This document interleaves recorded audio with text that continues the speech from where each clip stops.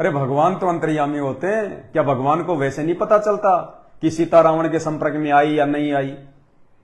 लेकिन ये जीव हैं, ये भगवान नहीं है, ये अंतर्यामी नहीं है। अगर अंतर्यामी होते, अगर ये आगे पीछे की जानने वाले होते, तो भाई जब रावण सीता को उठा के लेके गया था तो सीता की खोज के लिए अपने दूत भेजने की जरूरत नहीं पड़ती अंतर्यामी को।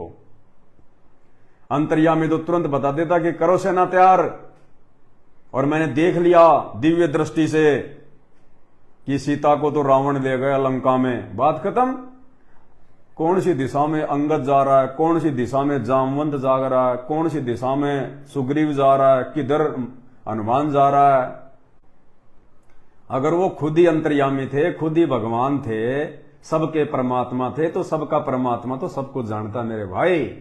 वो तो जमीन पे बैठा बैठा पाताल में बता देगा। अरे आजकल तो ऐसे ऐसे वैज्ञानिक मशीनरी आ गई, आजकल सिंचाई विभाग में ऐसे ऐसे लोग हैं, उन्होंने ऐसी ऐसी मशीन बना रखी है, वो किसी भी जमीन पे जाके नाप जोल करके एक मशीन से लंबा सा तार खींच के वो ये बता देते हैं कि जमीन में यहां पे पानी है, यहां पे पानी नहीं है।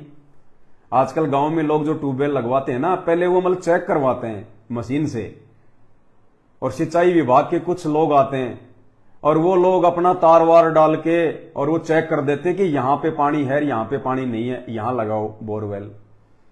अरे जब इंसान ही बता रहा कि जमीन के नीचे कहां पानी है और कहां पानी नहीं है, और जिसको तुम राम कहते हो, भगवान कहते हो, परमात्मा कहते हो, उनको तो धरती के ऊपर ही नहीं पता कि मेरी सीता कहां गई, मेरी सीता को कौन ले गया। बच्चों की तरह पेड़ों से लिपट लिपट के वो पेड़ बता देगा।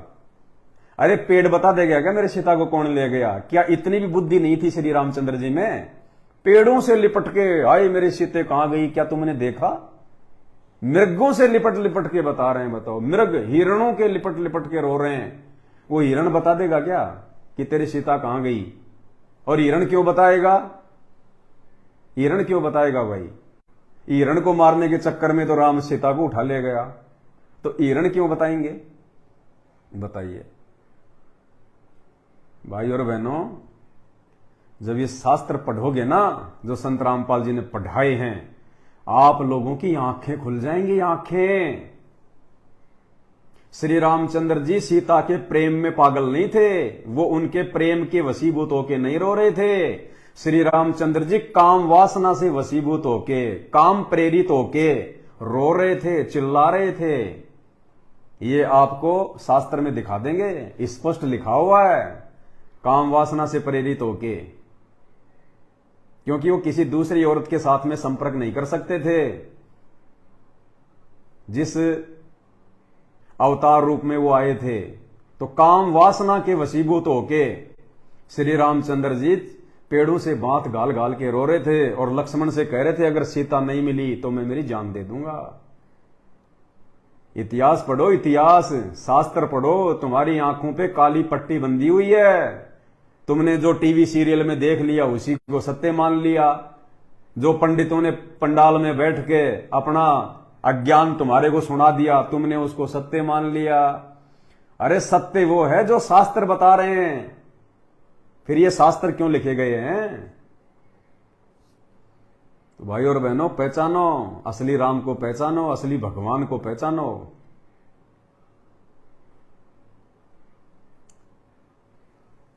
अब क्या बताएं तुम्हें।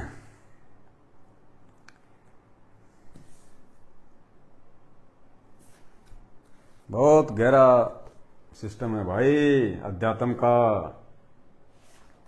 ये संत रामपाल जी के सत्संगों के बिना समझ में नहीं आ सकता। दुनिया वालों लुट जाओगे, पिट जाओगे। और एक भाई क्या लिख रहा है कि तेरे पिटने का समय आ गया। अरे भाई साहब, पीट के तुम कौन से जो है फन्ने खा बन जाओगे? हैं? पीट लोगे तो तुम कौन से फन्ने खा बन जाओगे? फिर क्या सच्चाई जो है रुक जाएगी? संत रामपाल जी ने तो लाखों की संख्या में पवनदास तैयार कर दिए, लाखों की संख्या में, इस अज्ञान और पाखंड की खाल उतारने के लिए। तेरा पिटने का समय आ गया, तेरा पिटने का समय आ गया। अब जिनकी तुम भक्ति करते हो वैसे ही संस्कार तुम्हारे अंदर आ गए। अब तुम श्री राम की भक्ति करते हो। अब रामचंद्र जी ने पूरी जिंदगी लड़ाई झगड़े के सिवा दूसरा कोई काम नहीं किया। लड़ाई झगड़ा पूरी जिंदगी, देख लो उनका इतिहास उठा के, धर्म का एक भी काम किया हो श्री रामचंद्र जी ने तो बता दो तुम्हारा जूता और मेरा सिर। एक भी को अगर कोई धर्म का काम किया हो तो सिर्फ लड़ाई झगड़े, लड़ाई झगड़े, 24 घंटे तीर कमान रखते थे, धनुष बाण रखते थे, लड़ाई झगड़े। श्री कृष्ण जी की भक्ति करने वाले एक भी कोई धर्म का काम किया हो श्री कृष्ण ने, तुम बता दो। पूरी जिंदगी लड़ाई झगड़े रखे उन्हें, पूरी जिंदगी लड़ाई झगड़े, पैदा होते लड़ाई झगड़े। बता दीजिए कोई एक धर्म का काम बता दो जो श्री कृष्ण ने किया हो। हनुमान जी, अब उनका तो कहना है क्या, वो तो रखते गदा थे, वो तो सोटा साथ में रखते थे। पूरी जिंदगी उन्होंने मारपीट लड़ाई झगड़ा, मारपीट लड़ाई झगड़ा। तो तुम्हारे अंदर उनकी भक्ति करोगे तो वही गुण आएंगे, वही लड़ाई झगड़े वाले विचार आएंगे तुम्हारे अंदर, और क्या आएगा। अरे जैसा पियोगे पानी वैसी होगी वाणी, और जैसा खाओगे अन्न वैसा होगा मन, और जैसी करोगे भक्ति वैसी होगी संगति। जैसी करोगे भक्ति वैसी होगी तुम्हारी मति। तो तुम्हारे भगवान ही पूरी जिंदगी लड़ाई झगड़ा कर करके मर गए, तो तुम्हारे अंदर प्यार प्रेम की बातें कहां से पैदा होंगी। तुम भी तो लड़ाई झगड़े की बात करोगे। फोटो लगा रखी है श्री प्रेमानंद जी की, गालियां निकाल रहा मां बहन की। ये सिखाया गया श्री प्रेमानंद जी ने, है? ये ज्ञान देते हैं क्या प्रेमानंद जी आपको? तो जैसी भक्ति करोगे, जैसे तुम्हारे गुरु हैं, जैसे तुम्हारे भगवान हैं, वैसे ही तुम्हारे विचार उत्पन्न होंगे। लेकिन हमें इन बातों से कोई फर्क नहीं पड़ता है, क्योंकि हम परम पिता परमेश्वर, सारी सृष्टि के रचनहार, सभी को सद्बुद्धि, सन्मति और संस्कार देने वाले सतगुरु रामपाल जी के भक्त हैं। हम उनके बेटा बेटी हैं, हम उनके बच्चे हैं।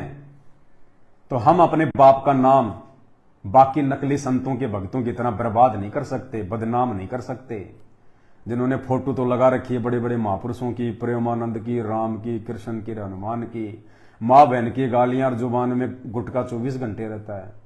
तो भाई ये संत रामपाल जी के भक्तों पे ना कोई फर्क पड़ता है, पिटाई कर देंगे, वो कर देंगे, और है क्या तुम्हारे पास में करने के लिए? ज्ञान का जवाब तुम ज्ञान से तो दे नहीं सकते। ले दे के तुम्हारे पास में वही माँ बहन की गालियां, इससे ज्यादा कुछ है नहीं। घर पे भी तुम यही करते हो, घर पे भी तुम यही करते हो, तभी तो तुम ये जहर जो है मतलब बाहर में उगल रहे हो। कुछ नहीं भैया, अपनी कोशिश करके देख लेना, अपनी कोशिश करके देख लेना। साधु संत तो बेचारे हमेशा पिटते आए हैं।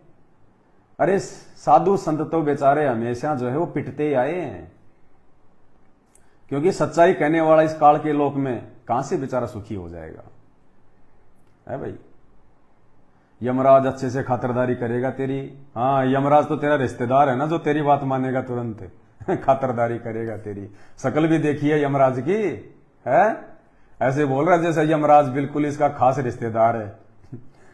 फोन कर देगा यमराज को। हमारा यमराज से क्या लेना देना? अरे हमारा यमराज से क्या लेना देना? धर्मराज और हमारा तो कोई लेखा जोखा ही नहीं है। हम तो वो भक्ति कर रहे हैं, हम तो उस महापुरुष की भक्ति कर रहे हैं जिसके ऊपर यमराज है, जो यमराज के भी ऊपर है। हम तो उस महापुरुष की भक्ति कर रहे हैं। यमराज भी हाथ जोड़ता है संत रामपाल जी के आगे। वो यमराज जिसकी तुम बात कर रहे हो, यमराज हाथ जोड़ता है यूं कि ये भगवान, गलती से आपका कोई भगत हमारे पास में आ जाए, ये परमात्मा दया करना कोई ऐसा ना हो जाए कभी।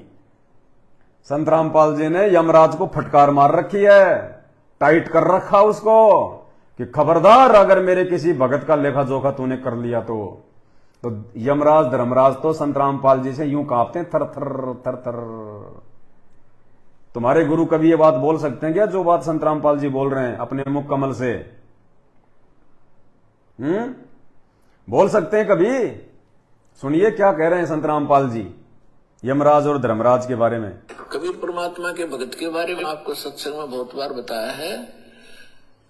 कबीर परमेश्वर की जो सत भक्ति जो करता है उसके निकट काल के दूत, यम के दूत तो बहुत दूर की बात है, यमराज नहीं आ सकता और धर्मराज नहीं आ सकता। आए हैं सो जाएंगे ये राजा रंग फकीरे, एक सिंहासन चढ़ चलो एक बंदे जात जंजीरे। तो भाई संत रामपाल जी के भगत को तो धर्मराज हाथ नहीं लगा सकता और यमराज हाथ नहीं लगा सकता। कौन से भगत को? जो मर्यादा में रह के संत रामपाल जी को भगवान मान के भक्ति करेगा, और वो नहीं जो संत रामपाल जी के रहते सहते वो कबीर जी की कागज की दाढ़ी मूछ वाली फोटो को भगवान मान के और 8 सितंबर को अपने गुरु जी का जन्मदिन अवतरण दिवस मनाने वाला। नहीं, उसको तो यमराज के दूत ही ठोकेंगे भयंकर। तो मर्यादित भगत को धर्मराज और यमराज हाथ नहीं लगा सकता। बाकी तुम्हारी गाड़ियों से हमें कोई फर्क नहीं पड़ता। परमात्मा कहते हैं, कोई कहे जग जो नार करी और कोई कहे महोछारे, बड़े बड़ाई किया करें गाड़ी काटे ओछारे। ओछा यानी नीच आदमी, छोटी सोच का आदमी, घटिया आदमी, ऐसे आदमी गालियां निकाला करते हैं। क्योंकि ये जो जुबान परमेश्वर ने दी है ना, ये उसकी महिमा करने के लिए दी है। ये किसी की निंदा चुगली करने के लिए नहीं दी, गालियां निकालने के लिए नहीं दी। सच को सच, सच को सच और झूठ को झूठ कहने के लिए दी है। और सच को सच कहना, श्री राम को जीव कहना, श्री कृष्ण जी को जीव कहना, आम प्राणी कहना,